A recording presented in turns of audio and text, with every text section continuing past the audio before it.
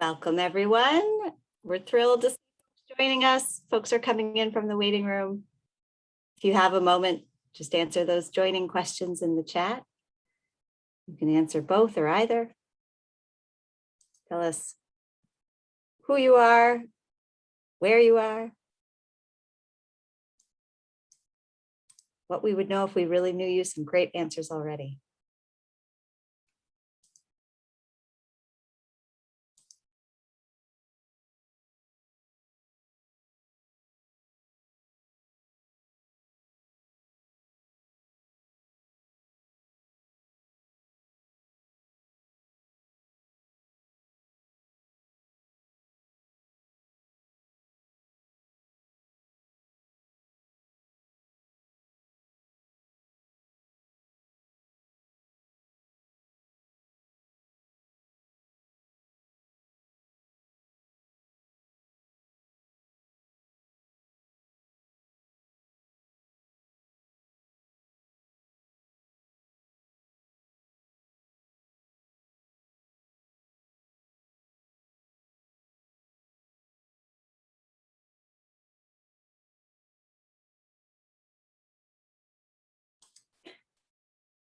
These are making me smile, all these wonderful things about if we really knew you. This is fantastic. And seeing some familiar friends' names in the chat as well.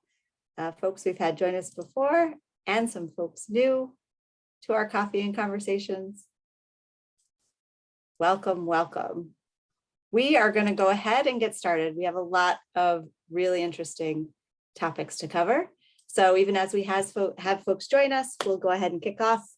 Our title tonight for our coffee and conversations is Navigating Identities in Text, Affirming, Extending, and Challenging Ourselves and Students Through Text Selection. And I'm Amy Briggs. I'm the president of Student Achievement Partners. Coffee and Conversations is one of my favorite things that we do.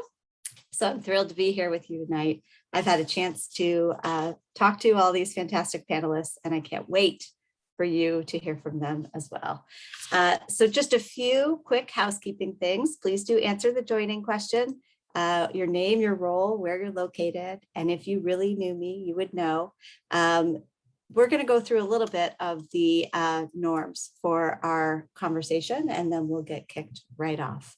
So thank you again for joining. This is a space of respectful and joyful learning, and to have that be a safe space of joyful learning. We are really excited when you enter into the chat. We value everyone's contributions, constructive ideas, resources, comments, questions that move the conversation forward. Don't be shy. Share your thoughts, and it is good for the whole group to learn together. We are recording the presentation portion of the session, not the breakouts, but the presentation, and that will be recorded and on our website. So just as a heads up for those joining, this is recorded. And we will have a Q&A block at the end of the hour. So you can keep track of your questions until then. You can put them in the chat before then, but there also will be an opportunity for Q&A with the panelists. And folks who engage in any kind of inappropriate behavior, cyberbullying, deliberate attempts to intimidate other commenters or the panelists or disrupt the conversation in any way, we're just going to remove you from the setting. That doesn't contribute to our joyful and respectful learning environment. And if you put anything on social, please do add this hashtag core advocates or at Achieve the Core. Go ahead and share any learnings you find on social. We have an active community on social as well who may not be with us tonight, but would benefit, I'm sure, from what you have to share. So with housekeeping done, I will turn it over to my wonderful colleague, Kate Christ, and the incredible panelists to dive into our topic for this evening. Thanks for joining. Hi all, thanks Amy. I'm so excited for tonight's conversation. Tonight for our coffee and conversations, we have three panelists, Tamika Peters, Sheba Jacobs, and Christine Woods. And they are joining us to share their expertise and their insight, and I thank them in advance for it. Tamika Peters is a third grade elementary school teacher in Baltimore City. And she has been at her school for her entire teaching career. Sheba Jacob is a lifelong educator who started her career in elementary school as an English language learner teacher in Washington, D.C., and then continued teaching middle and high school. And she's now a curriculum designer and dedicates her work to school leadership. And Dr. Christine Woods is a library media specialist and has been so in 4 schools in 3 states. And she is currently a library media specialist in Bristol, Connecticut, and serves on the district's district equity leadership team there. So we're super excited to have you 3 ladies here tonight. Thank you so much. A little bit about our plan for the evening. We are going to have the bulk of our time tonight is just going to be in discussion with these 3 women. And then we'll talk a little bit about resources that they've used that supports their work. And then you all will be in conversation groups, conversation groups for a little bit, and then we'll come back for some Q&A. And if past experience is any indication, time is going to fly. So without further ado, let's get into our conversations. The first question that we have tonight is to please, and these questions are going to be up here now, and then we'll pull them off so that you can really see large and proud our 3 panelists. These are our 3 questions for tonight. If you want to take a moment to skim and scan them so you sort of know where the conversation is going.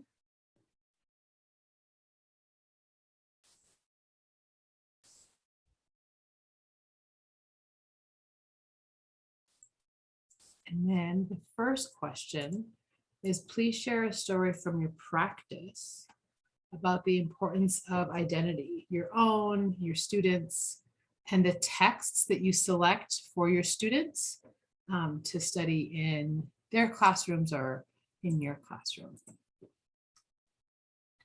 And Chris, if you want to start us off. Yeah.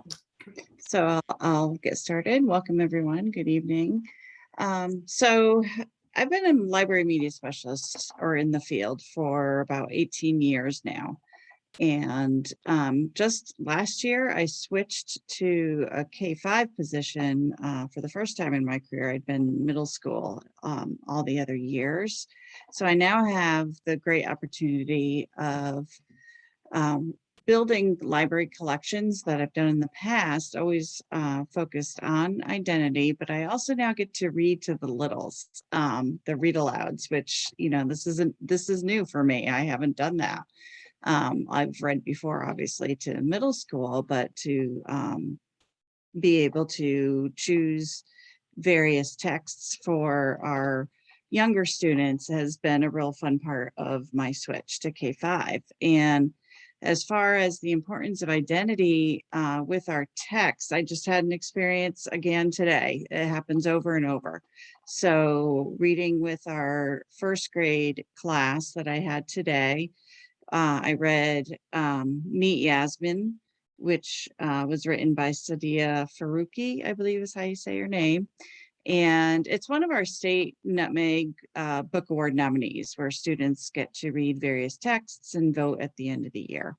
But within the pictures of the story and in the text, it talks about Yasmin calling her dad Baba.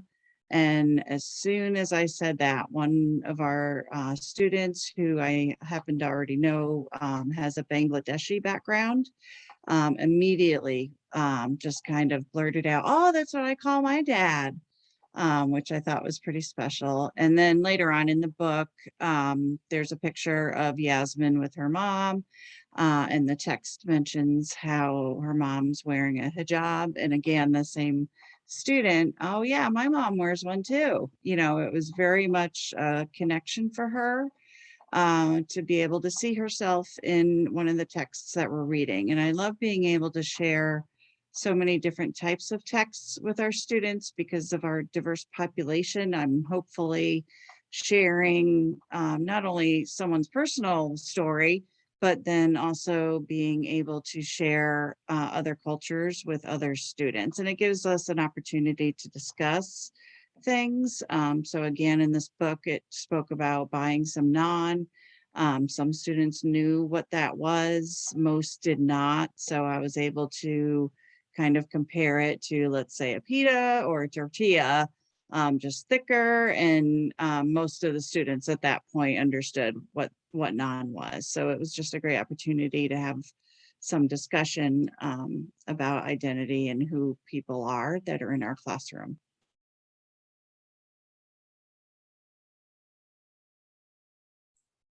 Thank you, Chris. Mhm. Tamika, did you have a story that you wanted to share here? Sure.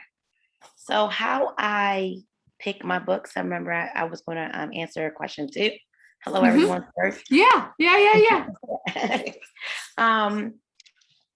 I take a survey. I take a visual survey of my class, right? I'm in Baltimore City. I was an urban school. And I look around to see what students are in my class because every year I refresh my library and add to it. So one year, not this past year, but we virtual year before, in my class, I had students. I had ESOL students. I had like 4 ESOL students, 3 Muslim students, a student from Africa, and of course my Baltimore City Black and brown boys and girls. And I realized that I didn't have a lot of books that showed them. Like I had some books, but not as much. That I was unpleased as a teacher that I did not have more books that represented the students that I was now, teaching. So what I did is after I looked around, I went and got books. I got books with students that learn about young ladies wearing hijabs, Muslim students. I got a book for myself because I'm actually an island person, even though I've been in the States for a long time. So the first book that I introduced was called Island Born. And I related to it and told the kids my story of coming over to the States with my parents and how that resonates with me. To mesh all those books together, and one book that I love to share, and it is higher level book than them, is the book Wonder.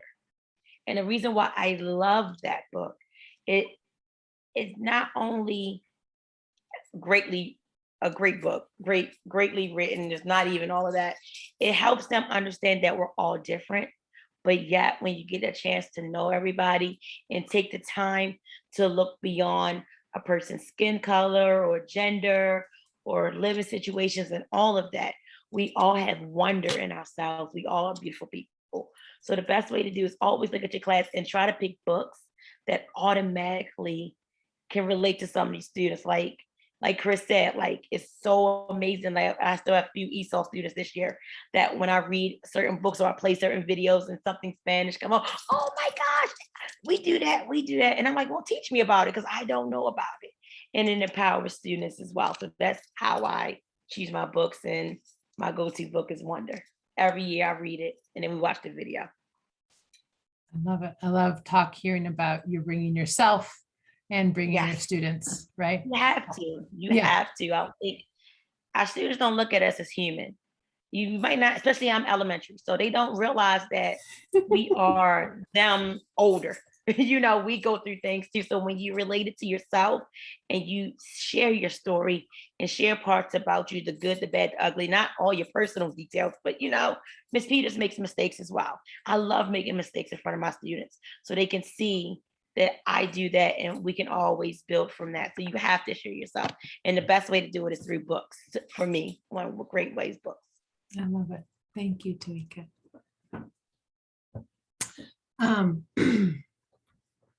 So we talked a little bit about, Tamika talked a little bit about how you select the books. And you talked about your go-to text, Sheba. Chris, do you have something to add on about the way that you select books or books that you just think are sort of stand the test of time to interact with identity for your students in classes or in the library?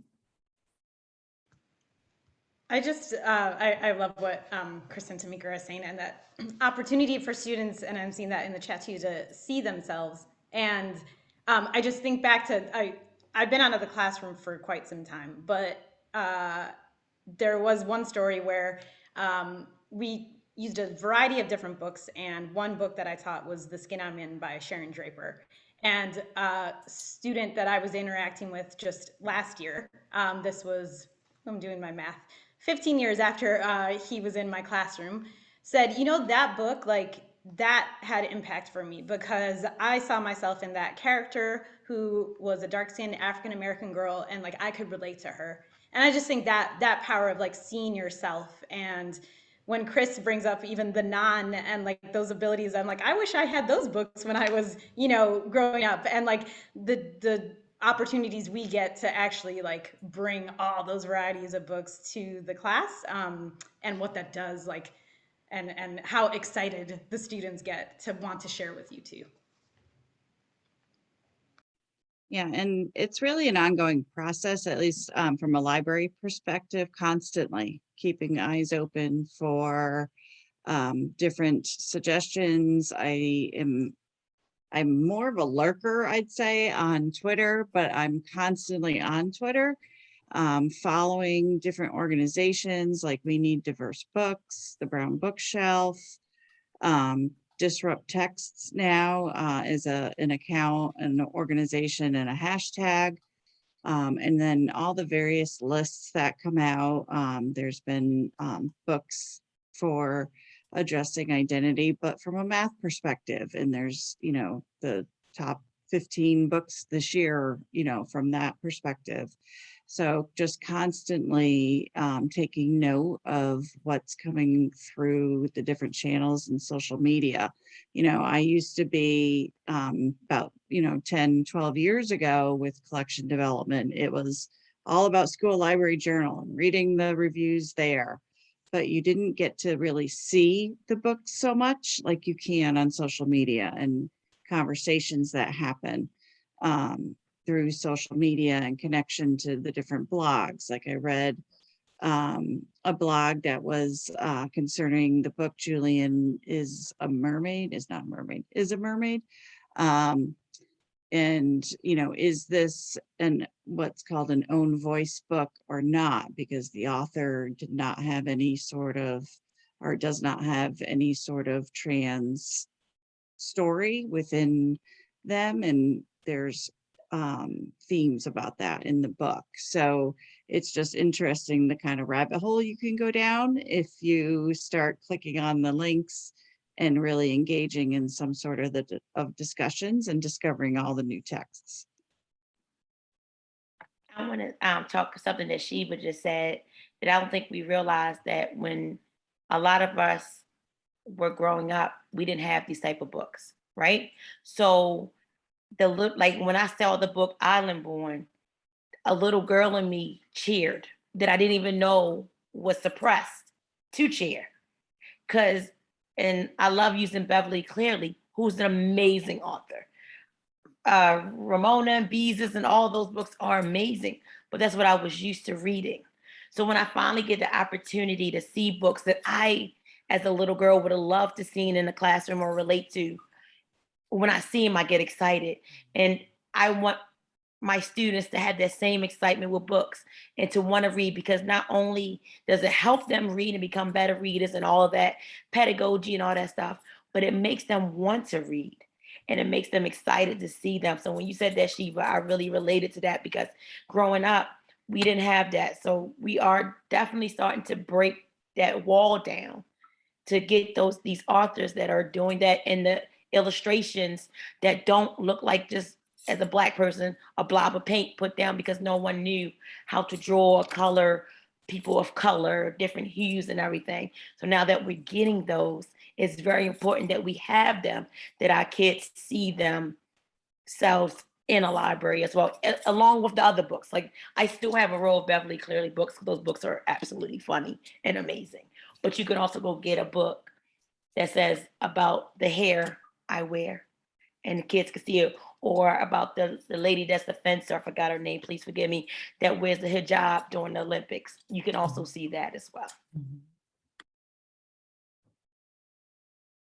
I think the the access to like technology and the conversation about books, right? To your point, Chris, like all over Twitter, And just thinking about the library that I grew up with as a child and the library that my children are growing up with now, right? Just the stark difference in how much identity and multiple identities have made its way into the conversation about what is in front of children, and the purpose of that being important for everybody. Can you guys talk a little bit about how you navigate your own identity and the identities of your students, whether they are the same as you or they are identities that are different than you, as you guide conversations about texts that center identity in your classrooms? Maybe by telling, you can share a story of when it went well, but also of when it didn't go well, right? Because I think we learn from both sides. So I can start. So when I think those conversations have gone well, is when like Tamika was saying, like you share yourself, so like with my students, for example, when I was teaching in Brooklyn, like I'm of South Asian descent, Indian background, and my kids were Caribbean, Black, Latinx, and our opportunities to engage with our text started with first learning about our own identities and using frameworks like Facing History and Ourselves offered, like universe of obligation. So like, who am I? Who do I care about? What else? Like, so it's me and my classroom and, my community and the world. And, like we're all the different places. And then having those conversations deeply about identity, then to get to texts where we read about, I would bring in, fiction and nonfiction about apartheid in South Africa or the Holocaust or, colonization in India. So these opportunities to learn about the world in big ways and like big ways to learn about ourselves, I felt like that was so powerful. And even projects I'm thinking about after we read the Diary of Anne Frank, and some of my students creating things that really did like move us deeply, like because they connected to that character or they felt so deeply, and that empathy that came from them. And I think like when I reflected back on my practice, what I wish I would have done more is brought more nuance to the conversation and more kind of like, we carry many identities. Culture is one, race is one, religion, and I did not do enough LGBTQIA, literature or conversations about that. And I wish, and when I get back, because I believe I will someday get back into the classroom, I think that's an opportunity to talk and bring those beautiful books into the conversation and have those conversations with my students too.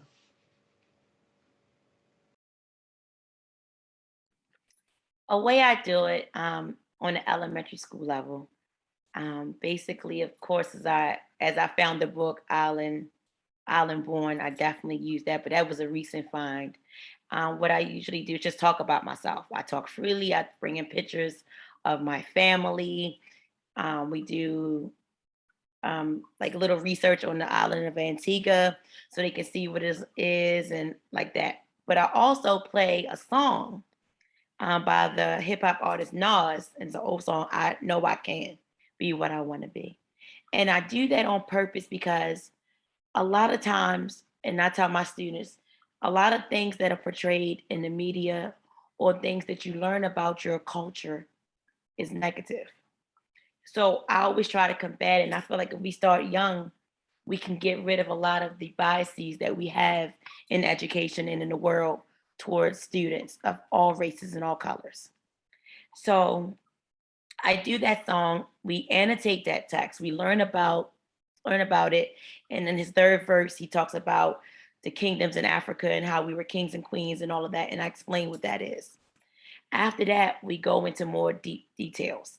So, of course, I use what's happening in real time because, unfortunately, we know within the past year and a half, a lot of things have been happening in real time that you have to address. So I address those things, but I always end on a positive. Like, this is bad, but you're the group that can make the change. You're the group that's going to help me make some changes in the world. So also make sure that we understand each other. So my group that year, was my first time, to be honest with you, having so many different cultures in my class at the same time. I've been exposed to them, but actually having the opportunity to work with them and learn from them, I allowed each student a time to talk about. So the student who wore the hijabs, I had two young ladies who wore hijab, one who didn't. And she explained to us why she didn't want to. Or when it was Ramadan, they explained to the class, well, if I'm sleepy or if I'm cranky, it's because I decided as a child that I wanted to, do Ramadan. I didn't know kids had that opportunity at certain ages to choose if they wanted to fast or not. Or Spanish, they taught us some Spanish words. Little cute things. I'm third grade, guys, so I have to keep it cutesy. Little things like that to help bridge that gap that the world tries to build and wedge between children, and let them see that we all the same way. And I allow my American students to teach about like why we celebrate Christmas, why they celebrate Kwanzaa, or my Jewish students, why they did Hanukkah. So I opened that gate. Also, another thing that I do is I have certain texts that I have to use for the curriculum that we use in Baltimore City. So like we learned about Jacques Cousteau, amazing scientist, wonderful things he did with the sea. But then I find other scientists that did things too and say, look, we have Jacques Cousteau. We have this person, we have this person, we have this person. I try to follow on different cultures just so kids can see a person of this color is not the only one that can do that in life. You can as well. So I try to do that as well.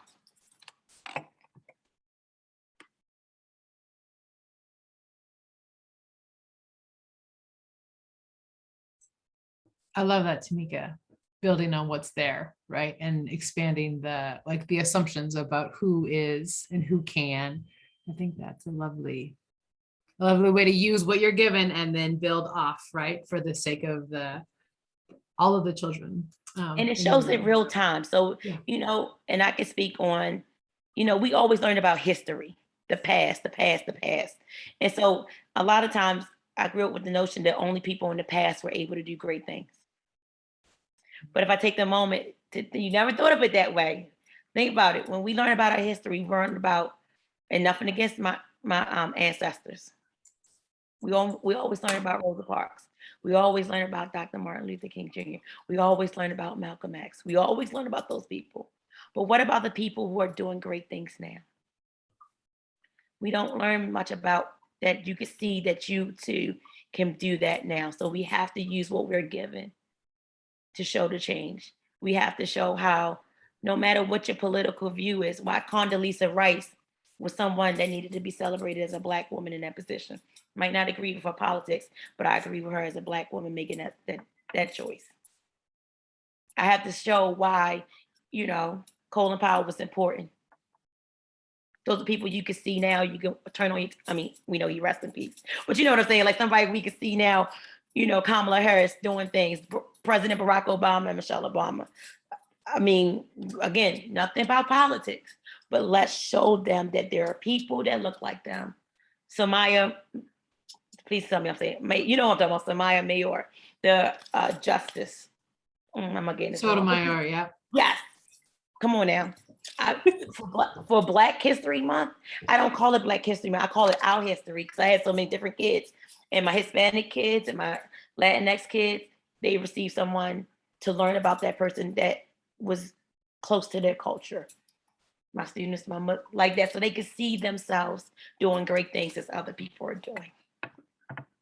I love that connection to now, right? The importance of not just the past. Right? Absolutely.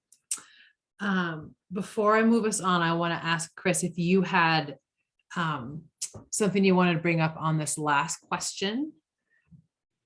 Yeah, so I feel like I'm learning about others' identities and cultures along with our students. So being obviously a white woman, American and Irish German, but I really try to, when we're doing different texts, I try to find authors reading their texts, obviously in copyright friendly videos. And I think it's important. We do have a larger population of Latinx students more than any other population. So I think it is important for them, just like what Tamika was saying, that, here is a Latinx author reading her book to you, so that they can see that there are people just like them that are just as successful as anybody else. So, and at the same time, I'm learning about, whatever culture it might be. So, we just studied a little bit about Diwali, and happened to have one of our paras was in the room with a student, and she pulled out her phone and started showing us all these beautiful pictures from her family celebrating Diwali, because it happened to have been just a few days after it happened. And it's such a great opportunity that if we weren't doing that particular activity, never would have known, type thing. So it's just having those opportunities and structuring your lessons so that there are those opportunities for students to have a voice and to be able to share.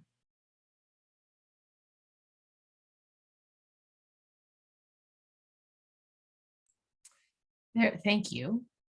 There's a question and it's been in the chat. I'm gonna drop it so it's at the bottom for all of us, but it came up earlier. And it seems very pertinent right now, today, for all of us in classrooms. So it says, with your book choices, how are you navigating CRT and families that feel some introductions to LGBTQ plus or other identities seem too soon? She's working on creating a framework for teachers about book selections they are bringing in to promote more diversity in text and identity. I wonder if any three of you have thoughts that might be helpful here. Oh, I have thoughts.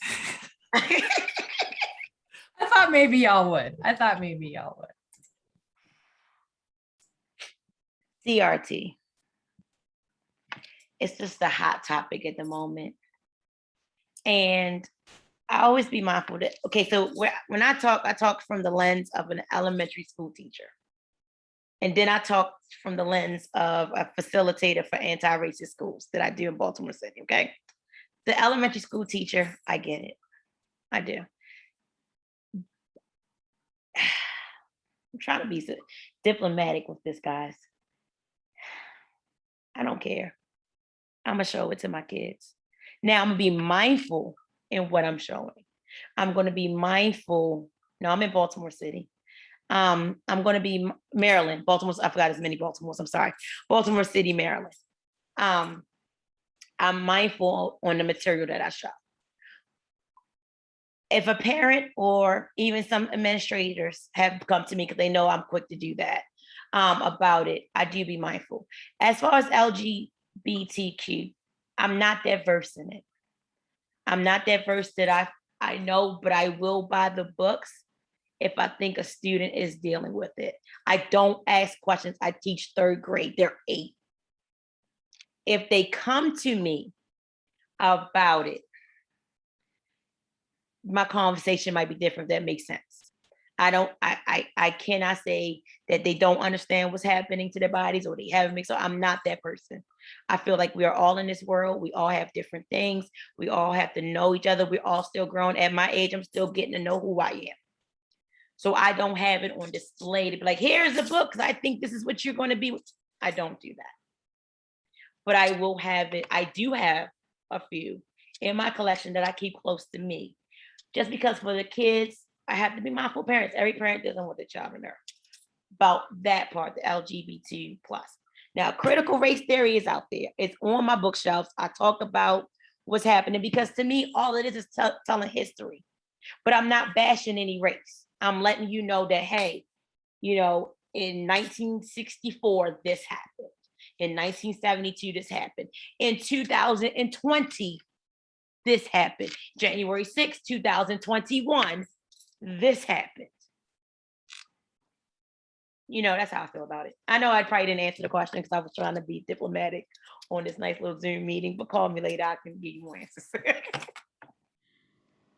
I was also going to add, I think there's power in always centering the work around who your students are and who your families and communities are. So if you have like, in terms of, and what your like purpose in teaching your students is it to create thoughtful students who are empathetic and caring about the world, and you're representing books, you can always defend your books based on like the standards you're teaching and who's in your classroom and who your community of families and, you know, just our country is even. So I think that, I know that's not easy and when it can get very contentious, but I always think like, how can I use standards that are there and my classroom and community to anchor in what I then can teach, because this is mirrors of like who is, you know, represented.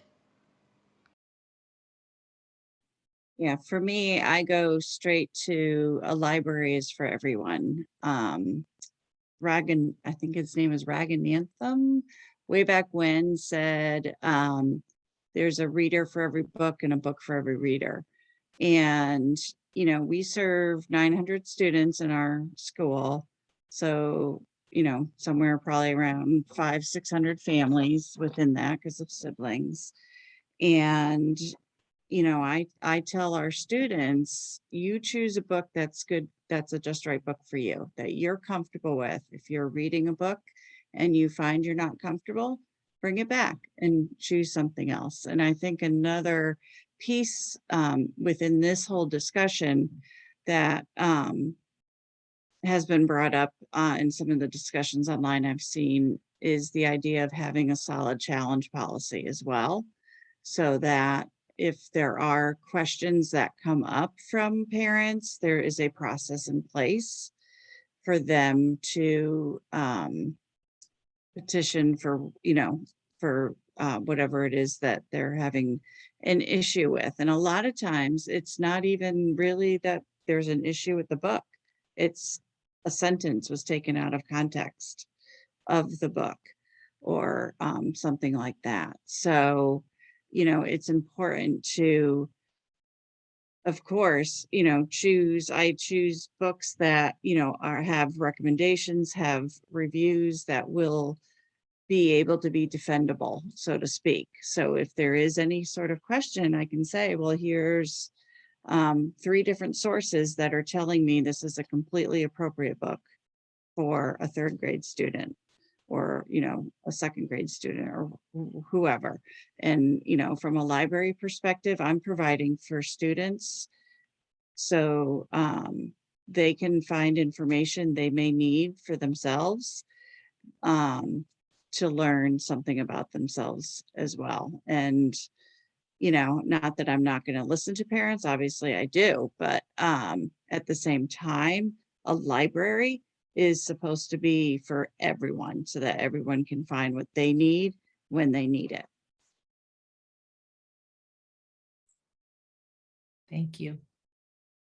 I like that we're real time talking about real things that are happening in our communities and ways we can center students and their learning goals and their experiences in that conversation with our community. So thank you. There is on the next slide, if Amy, you want to pop it back in. We're going to move to discussion groups in just a moment, but before we do that, I just want to highlight some of these resources. I'm going to drop a link in the chat, and that the link will go to a page, resources that Sheba and Tamika and Chris use in their work with students and teachers around text selection and identities. Do any of you want to speak to one or two of these before we move on, and sort of like how you use them or how our guests, our audience might use them? I can speak to the Coretta Scott King Book Award list because a lot of her books are dealing, a lot of those award books are the ones that I'm, of course, familiar with, or the elementary school ones. And those books are amazing. They're a majority of Black authors or Black illustrators. So it helps students to see not only themselves in the books, but realize that someone like them wrote and illustrated those books as well. It's a whole list of them. Look it up. Some books that you might be exposed to that you might not even known that they won the Coretta Scott King Award for literature. Is a really good program as well. Yeah, and even an extension of Coretta Scott King, and if I believe that's probably the ALA link, you can also see lists there for the Pura Belpre Award, which is for Latinx authors, the Stonewall Awards, which goes into the LGBTQIA, and other various other award lists as well. I'd like to highlight the We Need Diverse Books. All sorts of book lists are available from that, from the website, but they also have a search database where you can also search for books. So whether you need to look for a certain book or you need ideas of a whole list of books, you can kind of get information in both ways from We Need Diverse Books. And then the next one there, I mentioned earlier about the disrupt texts, the hashtag on Twitter, the Twitter account, and then there's also disrupttext.org.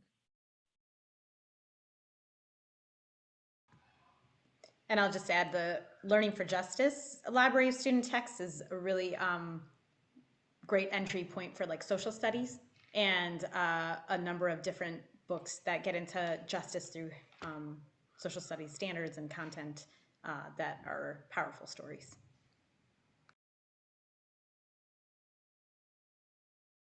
And also, since we're talking about identity, just to advocate for the NEA's Read Across America and the change that happened with that program a few years ago from NEA, that the focus is no longer on Dr. Seuss and Dr. Seuss's birthday, but on diversity. So reading diverse books on that special day of Read Across America and all the different identities that make up America, and not just celebrating Dr. Seuss' birthday. Actually, it's not even about Dr. Seuss anymore. Thank you three very much. We're gonna move on to discussion groups for the participants. I'm gonna drop in the chat your conversation group. I'm gonna call it a task, but it's like loosely a task. If you could in your groups introduce each other and then introduce yourselves to one another. And then there's just sort of these 3 questions. And please, you can talk about all of them. You can talk about a couple of them, one, whatever suits your adult needs in your conversation groups. So sharing books that were mirrors or windows for yourself as a reader and the impact that had, a takeaway from tonight that you want to implement into your own practice, or working through some questions and answers, or some questions you might want to ask the panelists when we return. Sound good? Okay, I'm going to put these in the chat, and Amy is going to magically move us off into our conversation groups.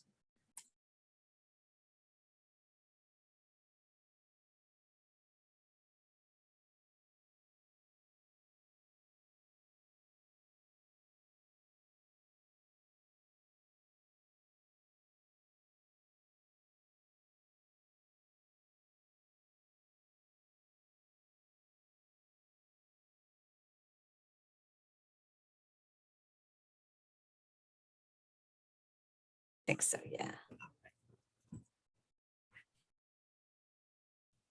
And then we can do any questions for Kel. I'm going to remove my spotlight.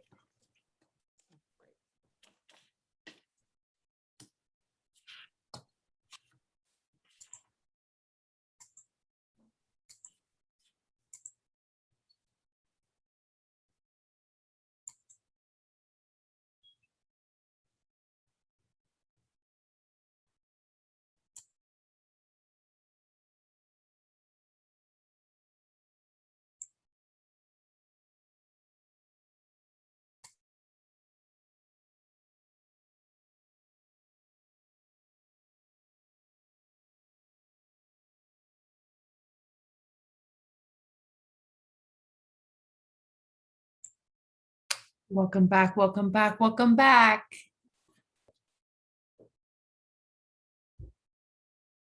I'm sure you had your conversations interrupted, which is the way it goes in our Zoom lives. If you have a question for our panelists, if you would please be so kind as to throw it in the chat. Or if you would rather come off mute and say it out loud, also be perfectly lovely.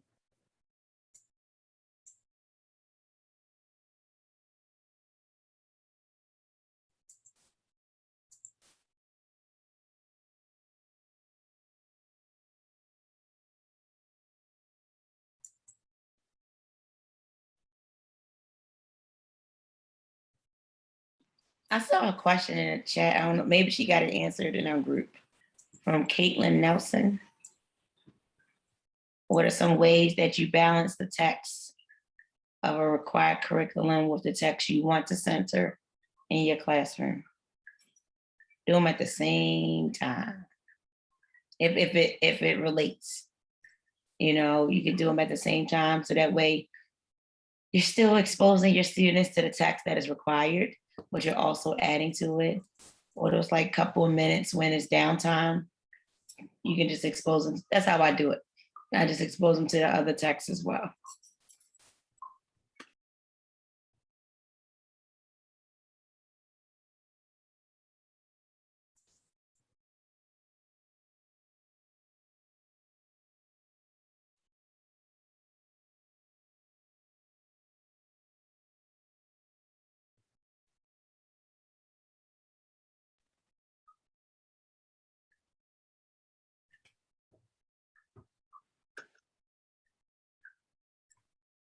Are there other questions for our panelists?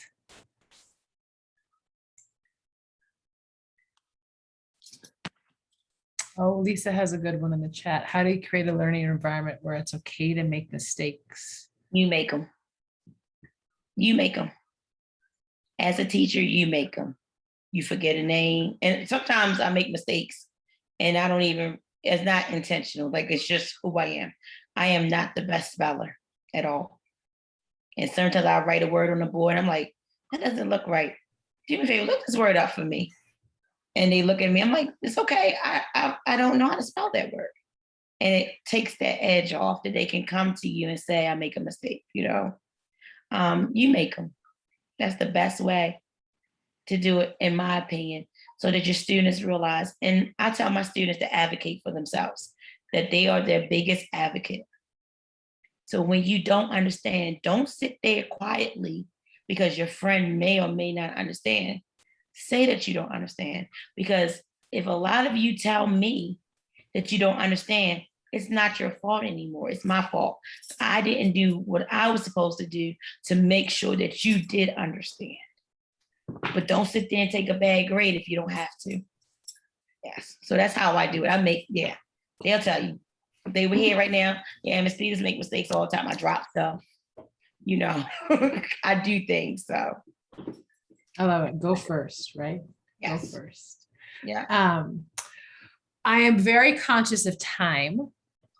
We have 2 minutes left. I want to thank Tamika and Chris and Sheba for your insights tonight and your planning and evenings previous and all of the resources that you've shared.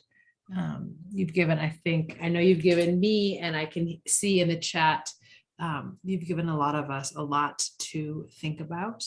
I, for one, am going to hold on to this idea of purpose and curiosity when thinking about identity and text for students. Little housekeeping at the end here. If you want more coffee and conversation events, you can follow us on Eventbrite, and you can check out our events page. I'm going to put both of those in the chat right now. And you can also follow us on any number of social media platforms. on Twitter, on Facebook, and on Instagram. And then finally, we would love some feedback. It's how we grow. We don't get better if we don't hear from you. So I'm going to drop it in the chat. Any feedback you have, the good, the bad, the ugly, and the otherwise on tonight would be great. And then that last link there is for core advocates to sign up. If you haven't in the past and you're interested on more such events as tonight, I can go ahead and sign up to be a core advocate and you'll be the first to know. So thank you all very much. Have a lovely evening. Be safe. And we will see you again.